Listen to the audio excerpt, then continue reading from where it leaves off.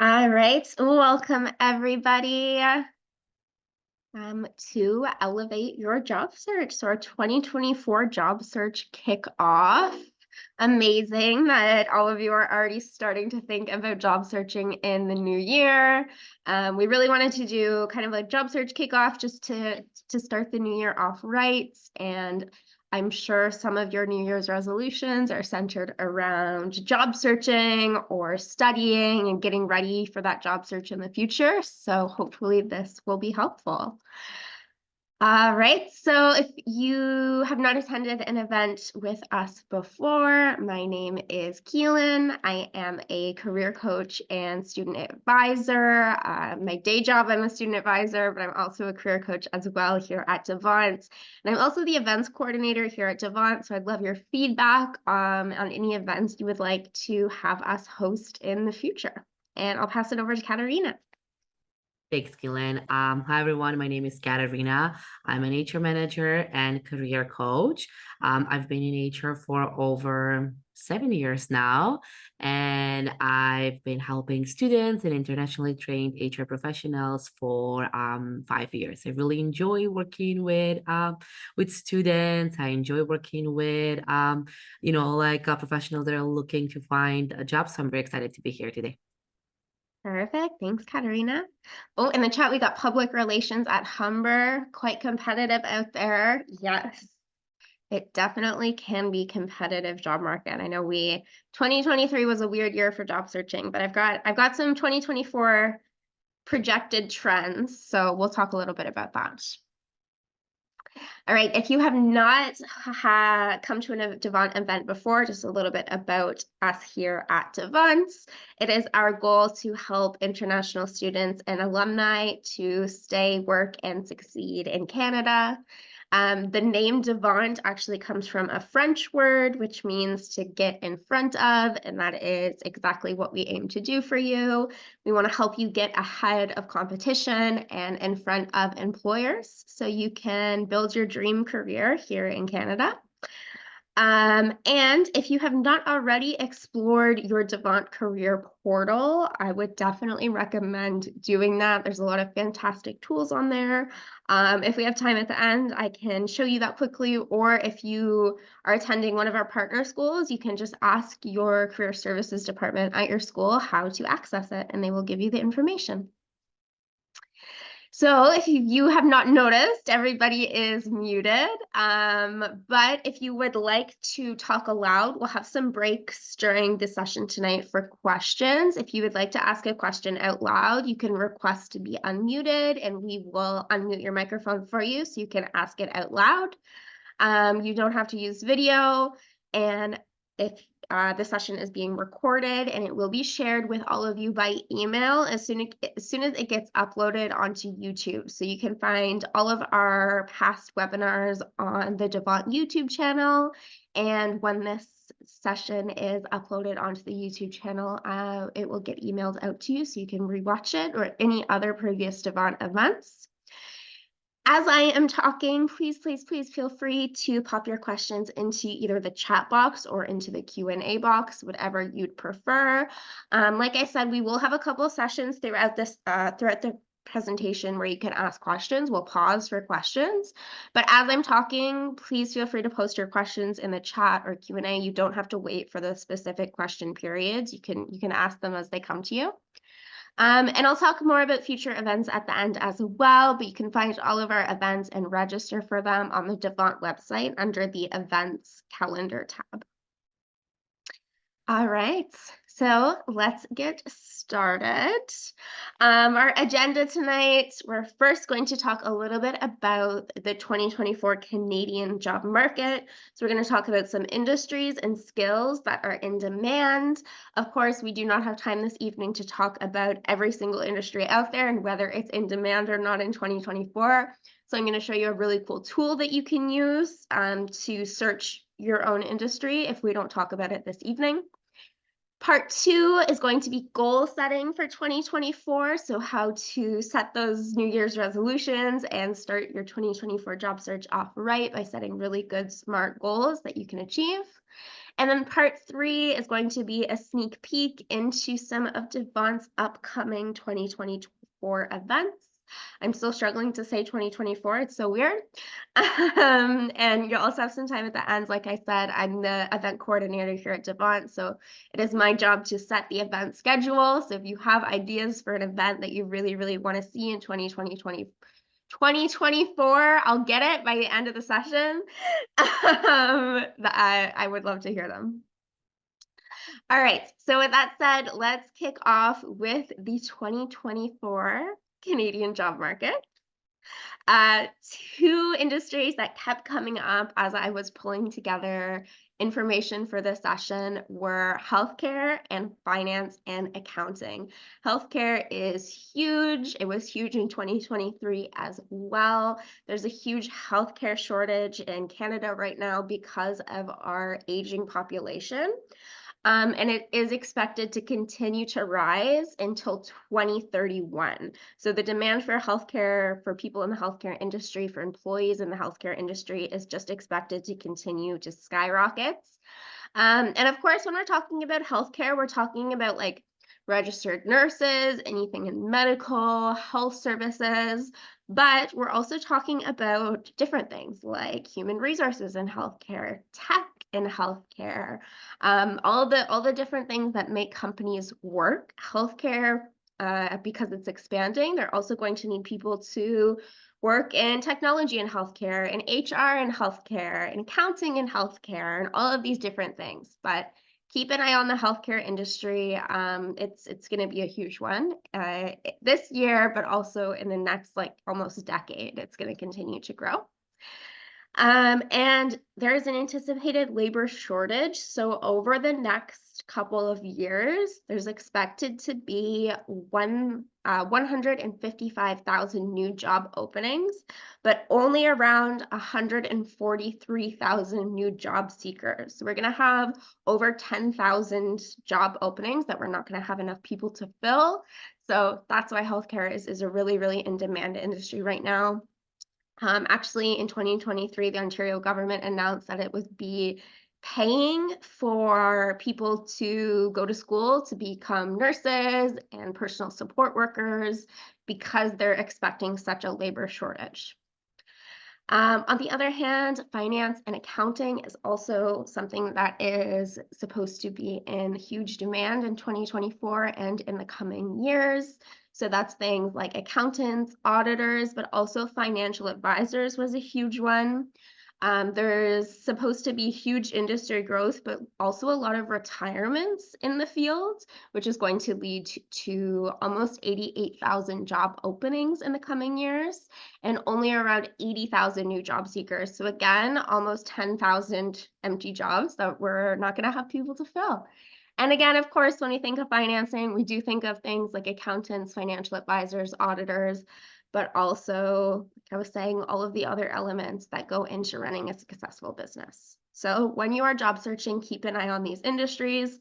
Even if you're in cybersecurity, like somebody in the chat said, people that run healthcare organizations need people that work in cybersecurity for them. People in finance, especially finance and accounting, when you have that personal information from your customers, cybersecurity is huge. So keep an eye on these industries when you're job searching, regardless of what role you're looking for. And because I know it's going to be asked, I really wanted to talk about information technology and software development because I know that this was kind of a rocky area in 2023. 2023 showed massive layoffs in big tech companies, Google, Apple, Microsoft, mass layoffs. If you spent any time on LinkedIn this year, I'm sure you have heard about them. Actually, in 2023, I got laid off from a tech company that I was working for. So it was a massive thing. Almost everybody that I know that worked in tech had some sort of layoffs in their company this year. So yeah, over the last couple of years, the tech market has been oversaturated, which by oversaturated, we mean there are too many job seekers in the labor market, but not enough jobs for all of those people. So every job had, I'm sure you've seen on LinkedIn, like hundreds of applicants for these roles. For cybersecurity, Data scientists, data analysts, software developers, web developers especially was a huge oversaturated market in the last couple of years.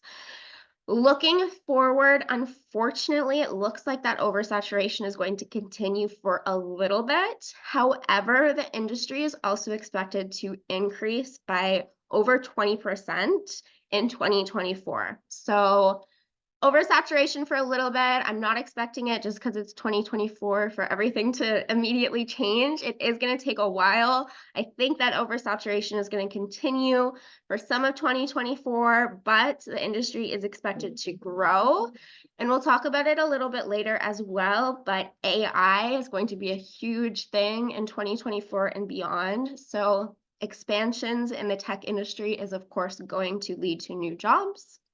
And also tech employers are focusing much more on retention going forward. A lot of tech companies are increasing their wages to compete with those massive tech giants, and also offering more remote working options as well.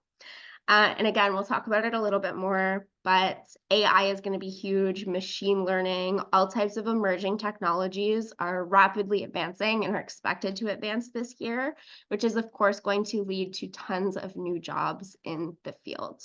So I know that a lot of you are in tech. We always get software developers, cybersecurity analysts in these workshops. So I just wanted to give you a heads up. First little bit of 2024, I expect to be as rocky as 2023. It does look like, thankfully, the layoffs have slowed down, but hopefully by mid to end 2024, it'll start picking up a little bit more. All right, so I know we only covered 3 main industries, and there are tons and tons and tons of you in different industries in this workshop this evening. So I wanted to hop over to actually one of my favorite tools that I use when I'm helping people determine their career goals. And it is a tool by the Government of Canada, just what it's called, Explore the Market. It lets you explore the labor market. So give me 2 seconds. I'm going to stop screen sharing. I'm going to hop over to the tool and I'll show you how to use it. I'm also going to paste it in the chat quickly so you can follow along if you'd like. And I actually saw somebody post in the chat, I'm starting project management next week. What are the job prospects for me? Perfect segue into this. So let's use project management as our first example for using this tool. If you would like me to check out your industry as well, you can post it in the chat or in the Q&A box now, and we can figure it out together. But first, let's do project management. Oops, we've got to select from the drop down. Let's do, it breaks it down pretty specific. Is there any specific industry you want us to look into? So maybe software project manager, housing project manager. We could also just do more broad with non-technical project manager. Let's see in the chat. Don't see. I believe it was Clement that posted it. Housing project manager. Oh, yes. Perfect. Thank you. Let's do that. Project manager in housing. Where did it go? All right. And for location, I'm just going to keep it broad for now. It's just going to search all of Canada, but you can narrow it down by your city or the province or territory that you live in. I'm just going to leave it blank and it's going to give us all of Canada. So let's look at the information for housing project manager in Canada. This is a really, really fantastic tool. It gives you a description of the role. It gives you the requirements that you need. It gives you approximate salaries or wages that you can expect to make. But because we're talking about labor market demand, I'm going to go over to this prospects tab here. And it's going to give us job opportunity prospects over the next 3 years. And this list was updated in November 2023. So just a couple months ago, all of these were updated. So they're very up to date. As you can see, it breaks it down into different provinces and territories. That's because I left it blank. If I had specified Toronto, for example, we would just be seeing Toronto here. But let's take a look at Ontario. So actually the prospects for Ontario are very good. We've got 3 stars for Ontario. And it kind of gives us a breakdown of why this is being projected. So employment growth will lead to several new positions in the industry. Several positions are going to become available due to retirements as well. And it also gives you a little bit of a deep dive into the main trends affecting employment in the industry, what skills you need, some other helpful tips. So there's a fair amount of opportunity for self-employment in this industry. And then just some facts. So kind of approximately how many people work in that occupation in Ontario, things like that. So very, very cool. We scroll down a little bit more, we can narrow it down to different areas. If you're maybe looking at a move, you might not want to go to the Northeast region or to the Hamilton Niagara region. They're still good prospects, but there's other areas that are very good prospects. So that might be a little bit where you want to end up. So very, very cool tool. Let's go back and try another one. Katarina, can you pull another industry from the chat, please? Somebody said HR management. Perfect. Let's do that. Human resources manager. And I'll do Toronto just to show you how it looks a little bit differently if you do specify the location. All right. So again, we're going to go to the prospects tab. Ooh, so this one has recent trends over the past 3 years, balanced. So the labor market was balanced, which means the amount of job openings and the amount of workers available in the occupation were about even. So there wasn't a labor shortage or there wasn't a labor surplus. It was balanced, which is good. And then job outlook over the next 3 years in Toronto is good for the 2023 to 2025 period. So fantastic. Again, breaks down a little bit about why that is. So employment growth, retirements are going to make more positions become available.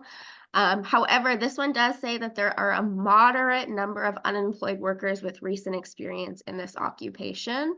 So sometimes if you come across an industry, so if you search anything in tech on this website right now, it'll usually say something like this, because as we were just talking about, there was a lot of recent tech layoffs, which means there's a lot of people with really good tech experience in the job market right now looking for roles. So sometimes it will give you this.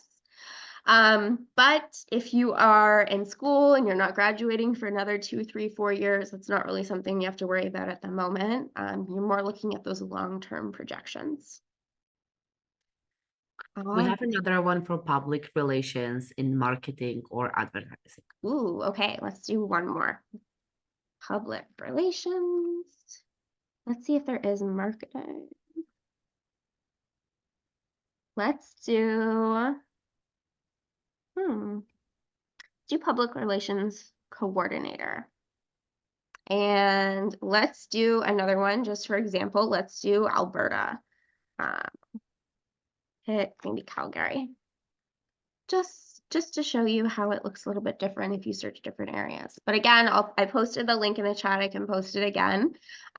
We don't have time, unfortunately, to look at every single person's industry, but I'll post it, and it's a really, really fantastic tool. And again, then you can explore like the wages category, the requirements, all that stuff.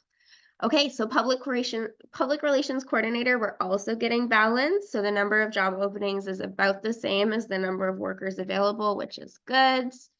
Job outlook over the next 3 years is moderate. So we've got employment growth. Not many positions will become available due to retirements. So this is saying that not too many project coordinators are expected to retire over the next 3 years. So there's not going to be too many positions due to retirement. However, there are just a small number of unemployed people with recent experience in this occupation, so the talent pool is relatively small, and there is expected to be employment growth. So moderate outlook over the next 3 years. And again, keep in mind that this is in Calgary. If you search in Toronto, it might very well look very different. All right, so let me go back and I will post this in the chat again, so you can use it on your own time. Again, all you do is put in your job title or your industry, select it from the drop down, and then put in a location, or you can leave it blank if you want to just look at all of Canada. We have a question. Yeah. Tanush asks, it is important to have some kind of certification to enter healthcare field. I have so he graduated in anthropology and with biology and HRM and research analyst Ontario grad certificate.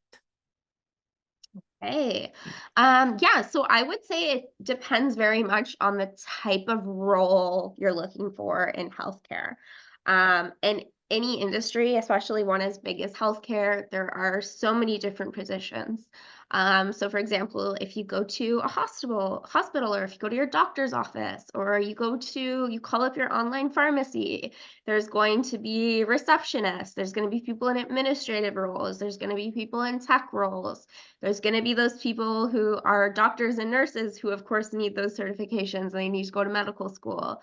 But there's tons of different positions in the industry which are going to have a variety of different qualifications. And that tool that we were looking at will tell you the different qualifications that you need for each role. So it'll let you know if you need to go to school for that, or if you need a university degree or a college degree. So very, very broad question, because healthcare is such a broad industry. For some, like, of course, you're not going to be able to become a practical nurse without going to nursing school, but there definitely will be some roles in the healthcare industry that you don't need specific certifications or training for. Exactly. I just want to add, because I work in healthcare, any type of clinical role, you will need a certification. There's no way that you can enter that without like certification and like license. But because you have some like experience in like HRM and like research analysis, I think a really good like research roles might be something that you can look at. Again, like because it's healthcare, they might need like a specific certification, but everything that you need to know will be in the job description. So even if you do like a little bit of a research on LinkedIn or Indeed and just try to search for jobs, then you will see, like what they're looking for and what type of certificates they need. Because for like most of their admin jobs, I think you will be good with what you have right now. But if you're looking to enter and go like into more like clinical, then you will need some type of certification. Perfect. Thanks, Katarina. Perfect example. I love that you work in healthcare and kind of the non-traditional healthcare role, right? Like in more of the human resources roles. That's a perfect example of what we're talking about.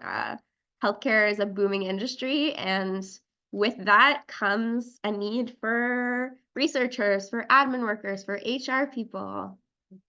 Awesome. We've got another question in the chat about cybersecurity. So I do have some certifications and a little bit of experience in cybersecurity, but I'm not sure if the ones I have count. Could you give us a little bit more info? What certifications do you have already that you're not sure if they count or not? And did you obtain them here in Canada, online, or maybe from your home country? That's a good question as well.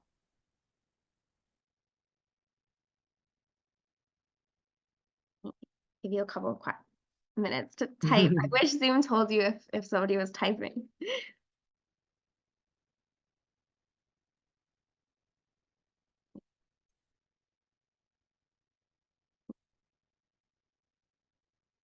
Let me have two more slides before we stop for more questions. So let me do those, and then we'll start Perfect. very Okay. first with this one. Does that work? Yeah, that's fine. And Gurashish, like if you want, we can unmute you and then you Yeah. can actually answer the question instead of typing it. So just Yeah. let us know in the chat. Okay, got two more slides. So first, I wanted to talk about just some overall broad trends that are expected to either develop or persist in 2024. So the first one is remote or hybrid work. So of course, this has been a huge trend since the pandemic back in 2020.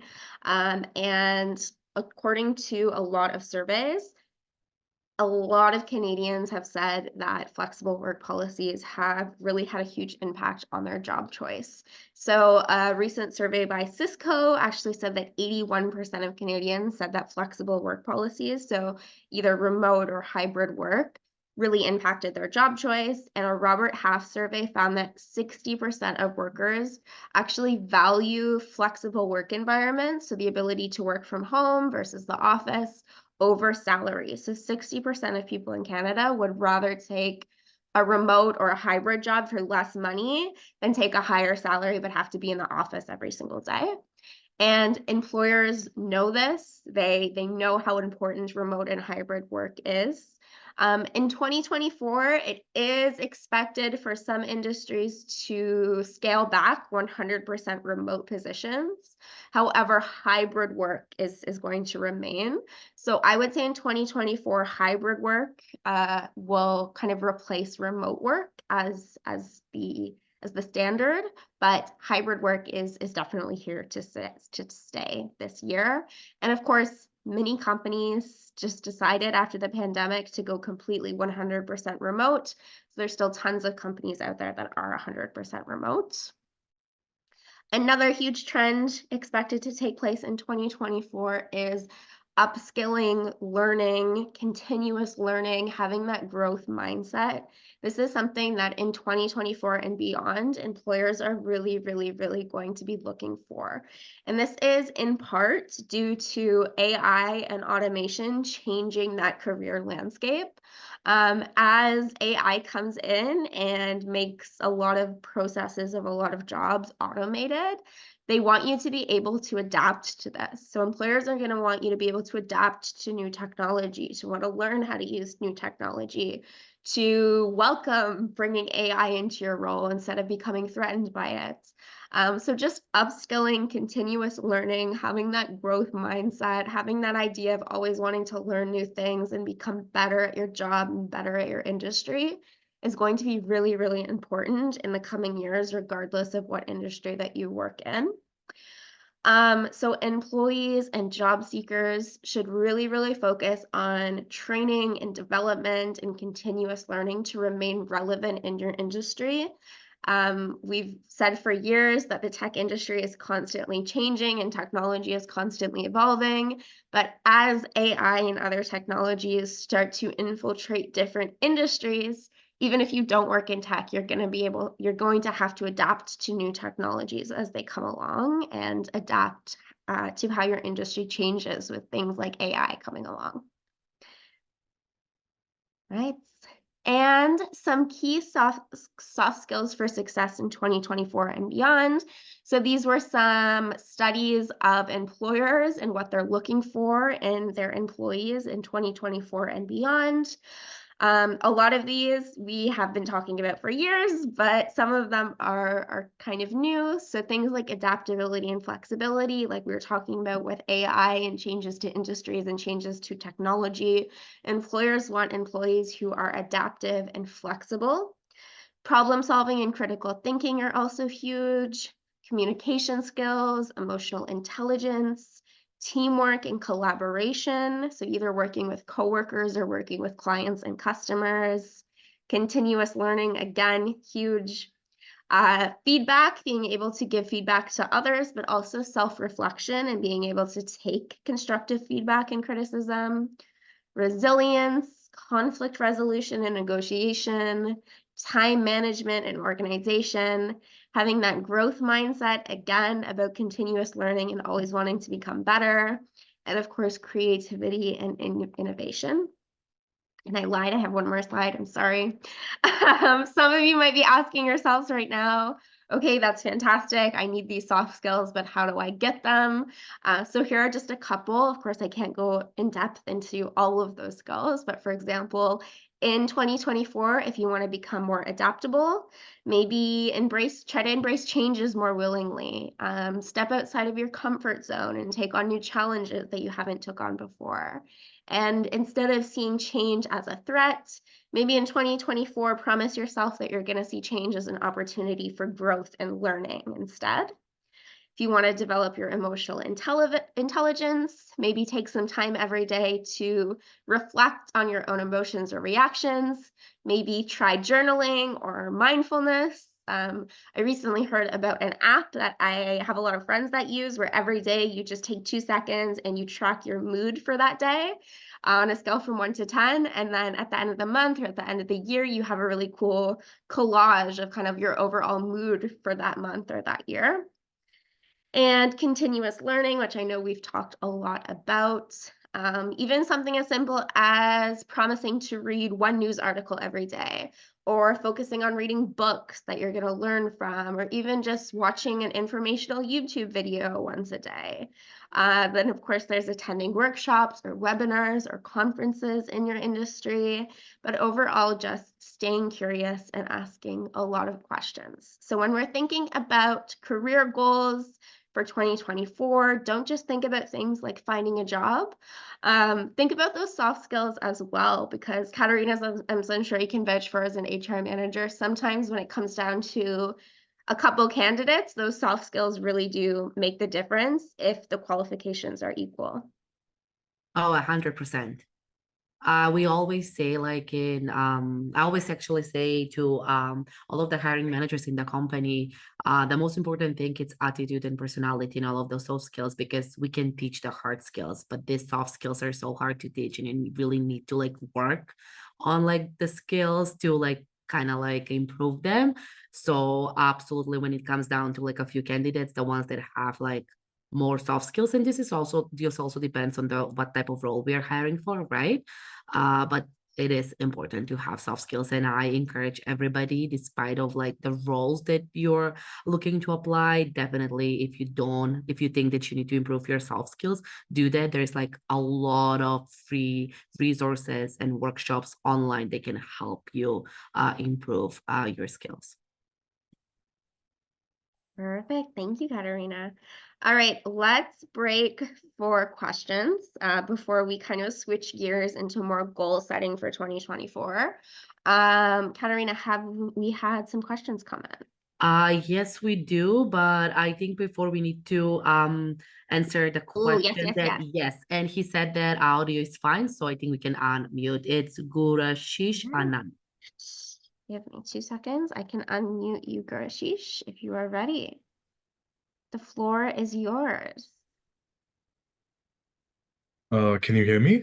We can. Hello. Okay, how are you? Good, good. Thank you. How are you?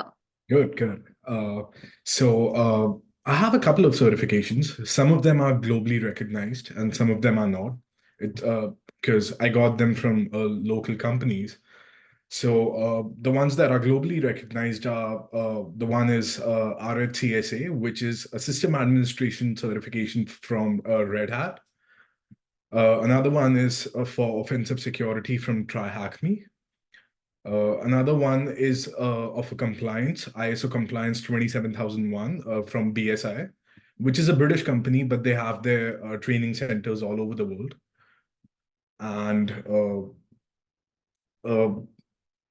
And the other ones that I got from different companies were back in India, there was a company called Lucidus Tech, which is now known as Safe Security. So I got training for penetration testing, and they also had an exam for it. So in order to get a certification of merit, you actually had to clear the exam. And the other one that I have is pretty recent. I just got that like 2 months ago. So in the cybersecurity club of my university, they had an opportunity where IBM and Clicked were collaborating together to give an opportunity to the students for a vulnerability assessment, which I completed. So I just got a certification of completion, not of actual merit. So these are the ones I have, but I'm pretty sure there are more important certifications that the companies consider.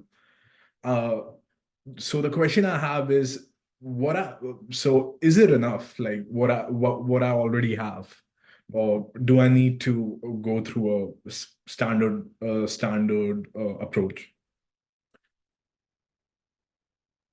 Oh, Sorry, go ahead, Katarina. no, that's okay. So you share that you have a lot of certification, right? What is important right now is the jobs that you're targeting. Do they not accept, but do they is it gonna, those certifications that you have listed, do you think gonna help you get that job? And a lot of it like will be again like in the job description, because right now you can tell us what you have, but like we are not able to answer this question properly because it really depends on what you're looking for, and every company has like a different requirement. So my advice is like review the job descriptions, like find 10 job descriptions, see what is like the common thing in there, because there's no way that every single one of them, if it's like the same role, they're gonna ask for like a different certification. Probably it's like one common certification, something that is similar to the role. And then once you see what they're looking for, like in those 10 jobs, whatever like you see that it's coming up often, those are the things that you would need to focus. Another thing that it's important is to have some experience, because you can have like 20 certifications, and if you're applying for like a position that at least they're looking for like 2-3 years of experience, right? You need to show that something. You need to show that you like did this. If you're a new grad, that's okay too, because companies love taking, like in hiring new grads and training them. So again, like you still have like advantage here. But again, like my advice is to see what is like the common like denominator like in all of those like jobs, and then go ahead and apply. Because I don't think there's like a specific, oh, you need to have this, because even in human resources, they can say bachelor in human resources or something similar, right? Maybe it could be like business administration and majoring in, or minoring in human resources. So it's not that specific. People are open to like different type of certification if you have like the experience and the skills. So education, it's okay. How should I put this like to be the right? Like, I'm not saying that, oh, because you have the education, you're gonna get hired. There's so many other factors that are really important when they're looking to hire for a job. So please don't think that, oh, like the education is the only thing that I need to work on. There are like so many other things that you need to see, like and include in your resume that will get you at least an interview. Perfect. Thank you. No worries. Perfect. Thank you, Katerina. That was a great answer. Grinshish, I was gonna say essentially what Katerina said. And also, are you a current student right now in something computer related, like computer science or something like Yeah, that? so I'm a computer science major. Okay. I still don't have the results yet, but like if I pass all the courses this sem, I'm graduating. So Amazing. Congratulations. Fingers crossed for you. thank you. Yeah, all of your certifications on top of a degree in computer science will be huge. Like Katerina said, people love hiring new graduates. And yeah, I'll have my fingers crossed for you and good luck. Well, thank you so much. Yeah, I would lead actually with that one. If you're like recently graduating, I would definitely lead with that one. And I would just like list maybe a couple more certification, because nobody, if you put like 20, like nobody's gonna go through all of that. Just like maybe, not maybe, for sure at your like program, like you're recently graduating, and maybe add like a couple more so they see that you have some previous experience. And I think you will have an advantage and you're on the right track. Just like keep applying, improve your resume, and see what they're looking for in the job description. So whatever they're looking for, if you have that experience, include that in there, and I think you should be good. I mean, now that you say that, I actually have another question. Mhm. So some of the practical experience that I have in my certifications, for example, the penetration testing one that I was doing back in India, or the vulnerability assessment one that I just did with IBM and clicked. So in these two certifications, we were actually working in a real-time environment. Nice. Like for example, in the IBM one, it was more of like a 3 week sprint. Mhm. We did for a company called Autograph.io, which is I think an NFT based company in LA. And the one that I did in India was also like practically based. It was literally like a 20-hour exam. So what I want to ask is, would these count as just certifications or certifications and work experience? Because we were working in a real-time environment. So you see, like it's how you present. Like if you didn't tell us that this was like an actual work, I would only think that, oh, like this is a certification that you did. So what I would do, I would explain that and put that in the resume. You can just say like certification, whatever the name of the certification is from IBM, and then like in couple of bullet points, I will explain what you did. Because if you worked on that for 3 weeks, that's a really good experience to put on the resume. So again, like it's very important how you present yourself. So don't Oh, overthink about this, right? If you did some work, just put it in there. And then when you go like and have an interview, you will tell them what you did, right? So you're not like you're telling the truth, like you did the certificate and this is the amount of work that you did with IBM, you were doing for another company. That is a really good thing. And probably you gain some, like you learn a lot from there, and you can put like a lot of skills on your resume too. mhm. So it will count. Like it's not like, even if they don't like treat it as an experience, that's on them. Like you spend those 3 weeks like working with them, and that's an actual, like experience, and that's amazing. So just include that on your resume. I know that we always talk a lot about resume, what you should do, what you include and what not include, but don't overthink a lot about this, because you have that experience, you know what you did. Just present that in a very like in the resume, and then talk about that. So I think, like it is important the employer to know about this, because if you just put like a certification and you don't tell them what you did, we wouldn't know. Like as a hiring manager, I wouldn't know like that you did like 3 weeks with IBM. Maybe it's like 5 hour certificate that you did. Like how would I know, right? So it's important like to put that, because it counts. Perfect. I'll surely do that. Thank you. Awesome, no worries. Thanks so much, Granjeesh, for the question, and best of luck. You also, I think you speak in, I get the sense that you would interview quite well. So, all right.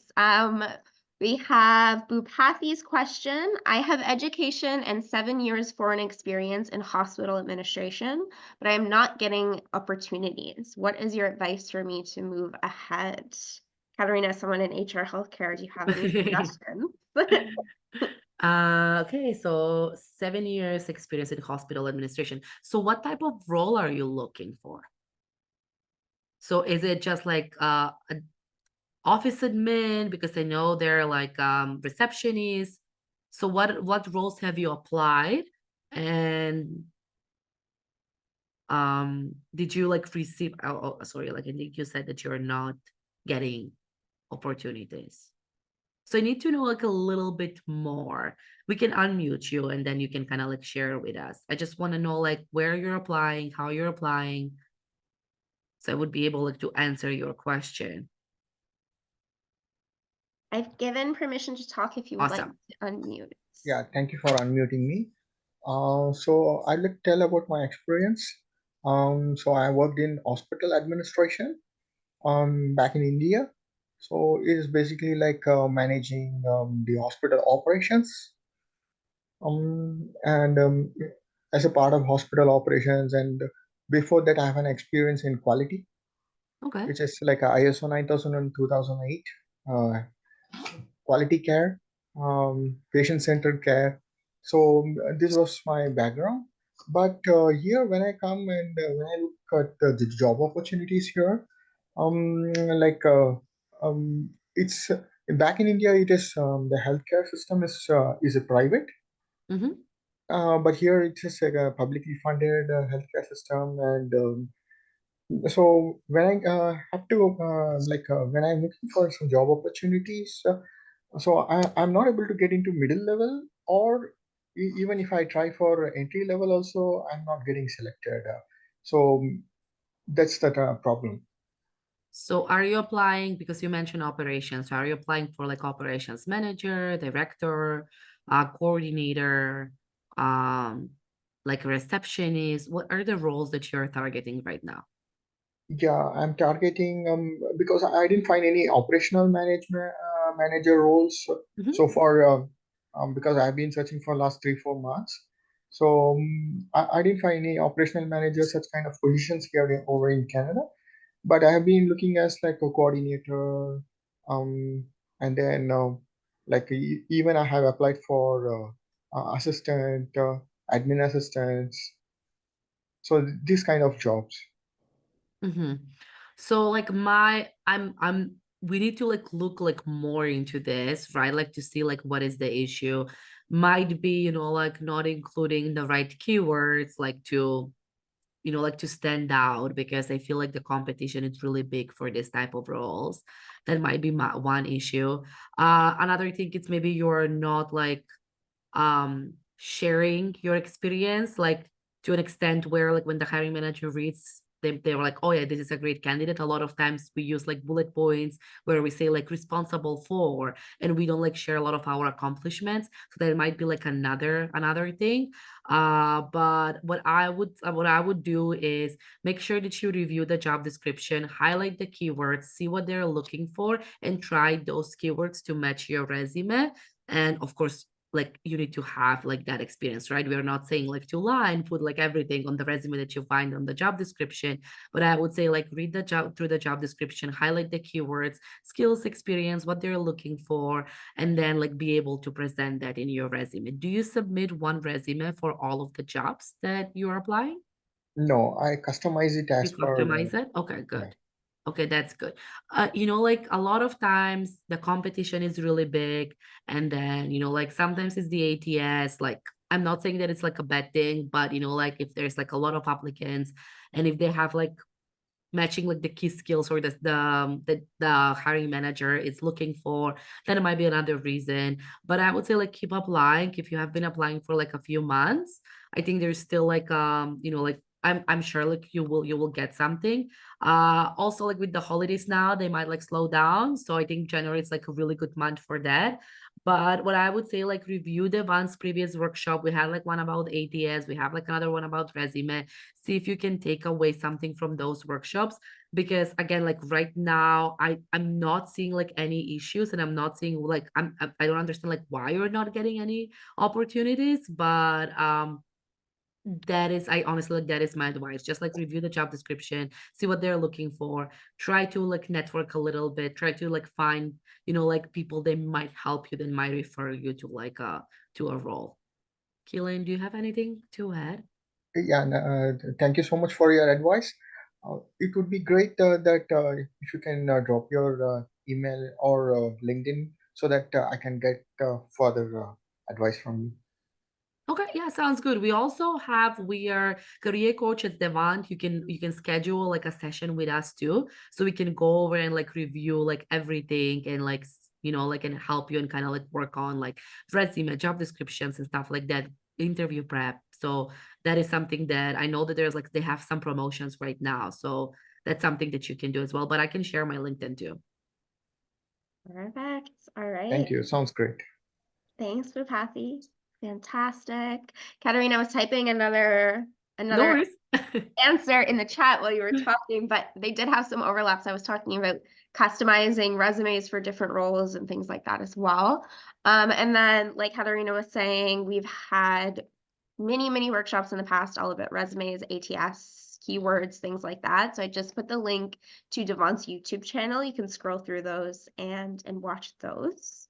I'm gonna hop back to the slide deck just because I want to make sure we go through our goal setting slides really quickly before the end. Then I also want to talk a little bit about upcoming events, and if you have some time at the end for more questions.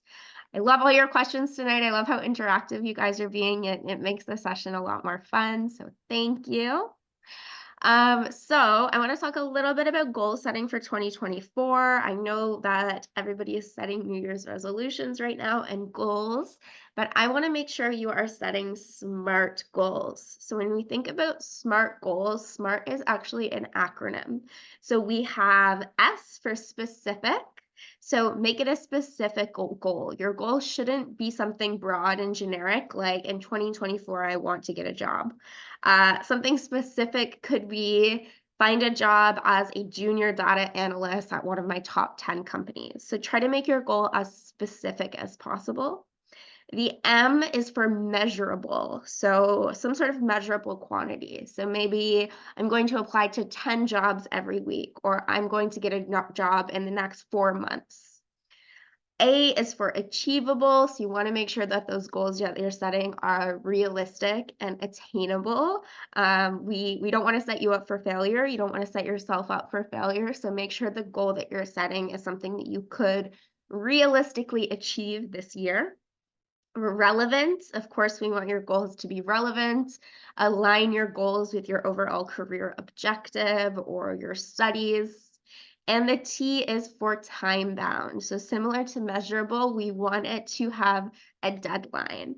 I'm sure you see a lot of people say, like, in 2024, I am going to read more books.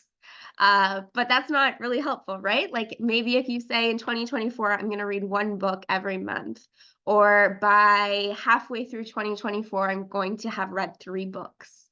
So make it time commitment and make it measurable. So when you're setting your goals this year, for example, don't just say something like improve coding skills. Say something like, my goal is to complete an online Python programming course with a final project by April 2024, achieving a score of 90% or higher. So it's a very specific goal. It's a time-bound goal. We have a deadline. It's measurable. We have that 90% targets, and realistic as well. Again, don't just say something like, I'm going to network more.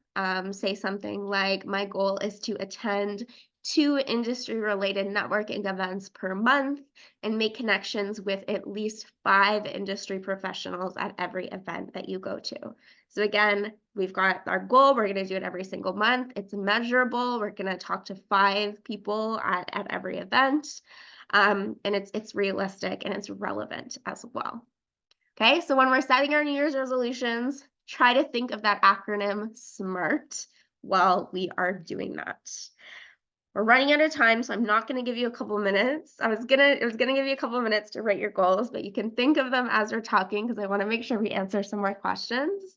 But if you already have a goal in mind, please feel free to put it in the chat to inspire others and give us some more examples of SMART goals. Mohammed, I see your hand raised. I'm going to unmute you in just 2 seconds. I just want to make sure we go over our 2024 Devant event sneak peek as promised. So unfortunately, we at Devant, we only plan events per semester. So right now we have them planned out for the winter semester. We don't have the spring semester events scheduled yet. I shouldn't say unfortunately, because it actually is fortunate that we haven't planned those, because then you guys can come in and let me know what you want to see in the spring. But we have 3 immigration Q&As coming up. So I think we have one, it's not next week, but it's the week after. We have new study permit policies. In February, we have obtaining PR as an entrepreneur. And in March, we have how to discuss your immigration status with employers during the hiring process. We also have our employer insights panels, which is where we bring in guest speakers who are established in various industries, and they talk about trends in that industry and answer your questions. So next Wednesday, we have a careers in AI panel, which I'm really excited about. It's people who work in AI. We don't have any planned for February, March, or April yet. We have the dates planned. We know that there's going to be employer panels, but we haven't chosen industry yet. So this is your opportunity to let me know who you would like to see. I'm actually going to scroll up through the chat after and pull out some of the industries that you guys have said, maybe some of the ones that have been repeated. And then, of course, we always have our monthly career cafes. So if your question doesn't get answered tonight, come to our career cafe. It's basically an hour-long Q&A session where you can ask career coaches whatever you would like. And they are on the 3rd Wednesday of every single month. We have 2 LinkedIn events coming up. So we have one in February that's all about building your LinkedIn profile. And the one in March is all about networking on LinkedIn. And then we have 2 bonus events coming up before April. At the end of January, I believe it's January 31st, we have spotting fake job postings and job scams, because unfortunately those are becoming more and more common. And then in April, we have a revamping your resume event. Again, if you do have any suggestions for those employer panel events or other events that you would like to see, I'll pop my email in the chat and you are free to email me or connect with me on LinkedIn and let me know there.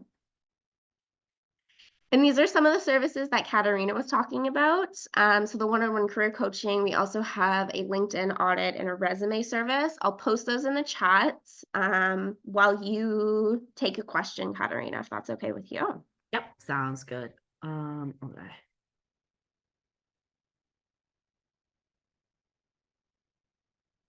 Okay, so we answered Selena's question. Okay.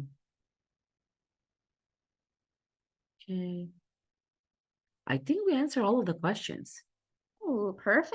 All right, Yeah, guys, we have 3 minutes. If anyone Yeah. has a quick question that you would like to post in the chat or share one of your goals. I Somebody think had their hand Mohammed. raised, actually. Yeah, Mohammed had his hand raised. Thank you. All right. Thank you for the reminder. Mohammed, the floor is yours. Hello. Hi, good evening. Good evening, Hi. Killian. Good evening, Katerina. So I have few questions. Like first and foremost thing, I was exploring jobs in job bank, like as you showed. There's a labor shortage, especially for data scientist role. Okay. So usually the entry level data engineers, they find challenge to get into the job market, especially as a fresher. Like how to overcome these challenges? This is my first question.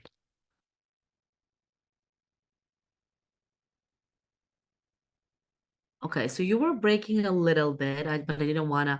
So like you're having like a challenge, entering like sorry, like you said like the job market is like a specific role? Yes, data scientist. Data scientist. Okay. Do you have like any type first of certification? Yes, I do have. I Perfect. have. So is it here like It was in India. okay. I have I know certification. like I did this. Sorry, I think there's like lag where Hello, I'm can you audible? hear me, Mohammed? Yes, yes, Hi. I'm audible. Hello. Okay, perfect. Yes, you are. Okay, good. Hi. I can Hel- hear you now. Okay, okay. So my first question here is, I was exploring jobs in job bank. Okay, there I saw the trend.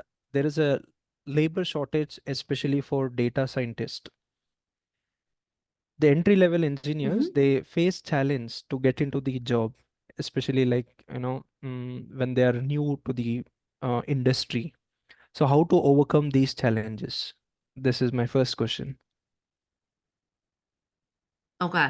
So like what I know that they're like do you see like anything in particular? Because like you said challenges, like but what in specific? Like do you like you don't get interviews, or you get interviews, you're not getting offers, you don't get like any calls? Like N- what is the biggest not challenge? not getting interviews.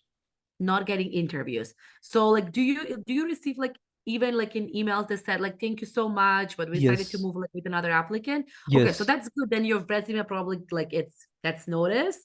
That's not a bad thing. Okay, so what I would say, I know that like we talked a little bit about that before, but like what I would say is, and I know that everybody does this, y'all guys, like customizing your resume and job description. But what I would do is like again, like go through like the job description, read what they're looking for, and try to, like match what the job description said.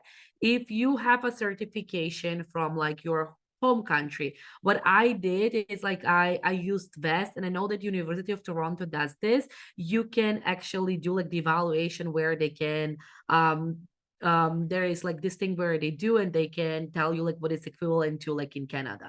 So let's say my degree from like my home country is an equivalent of like a 4-year bachelor's degree here in Canada. So that's one thing that you can do, so you can kind of like show on your resume that your degree is recognized in Canada. That might be something that the employers might be interested in. And then another thing is, if it's like a very competitive field, finding a job like would not happen like right away. It will require like a lot of applying and like networking. So what I would do is, if you don't have like any type of experience here in Canada, I will try and see if there are like any volunteer roles or like any co-ops that you might get. So that will get you kind of like the foot in the door, right? A, because you will gain like some experience here and see how the system work, and B, maybe if they like you, they might offer you a role. So what my advice is, not to only like focus on just applying to jobs. Try to see if there's like other things like volunteering, like finding like a co-op for like a placement. Also like try to network and try to like talk to people like in that field and see if they can like recommend you. I know throughout our workshops, like we mentioned, informational interviews. And if you're not familiar with the informational interviews, it's pretty much, like finding people on LinkedIn that they've been in like the industry that you wanna apply. They've been like in this industry for like 8, 10, 15 years, and you're just like meeting with them to like talk about their career path, how they started, how they got where they are right now, so they can give you like some insights about the industry and what are like the things that you need to maybe like look out for, like like including your resume if you want to apply for a job. So I would just like focus on those like other stuff things too, and just keep, like customizing your resume, applying for roles, but you need to do a little bit more like networking, try like some volunteer work, like try to expand a little bit. Thank you. Thank you so much, Yeah, no worries. So I Katerina. think that's how you can overcome the challenge, right? You can add some like experience on your resume. You will meet some people. Now, like the COVID is over, there are like a lot of networking events that are happening in person. So I would say like see if and attend those and like meet some people, because like that is like a really great way like to find a job too. Okay, that's great. Yeah. And one more last question I have. Mhm. Currently, I have enrolled for artificial intelligence and data science course. Mhm. Will I get part-time job in the same domain as a student? So like really depends like if they're looking for that, right? Like are there any part-time roles for this type of part-time positions for the role that you're like trying to apply? It's important, you need to do like the market research, see like what they're looking for, but you might be able to get something part-time if they're looking for people, like who are like studying right now, right?